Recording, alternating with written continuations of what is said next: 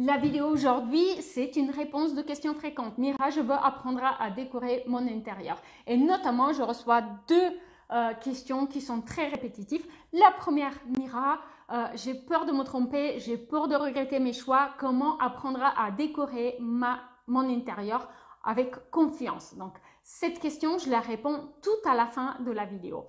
Deuxième question qui est très fréquente. Mira, quel logiciel utilises-tu pour que j'utilise le même pour créer mon projet d'intérieur? Alors, n'essayez pas, c'est pas la peine. Si vous croyez que j'ai mis 3 jours à faire des projets comme ceux que vous voyez sur YouTube, c'est pas tout à fait vrai. J'ai mis plus de temps que cela et personnellement, je sais utiliser un paquet de logiciels professionnels de dessin et de conception assistée par ordinateur, que ce soit 2D ou 3D.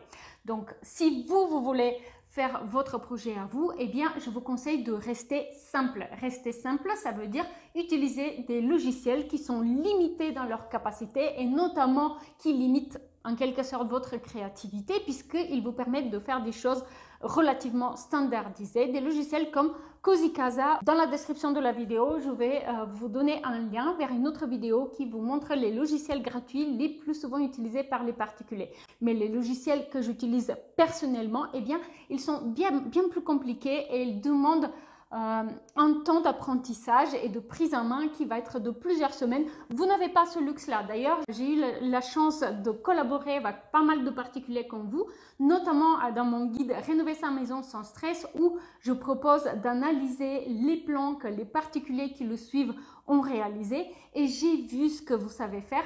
J'ai vu ce que vous arrivez à faire lorsque vous utilisez les logiciels comme Cozy Casa et Home by Me. C'est déjà pas mal, même si cela reste relativement moins créatif et plus standardisé.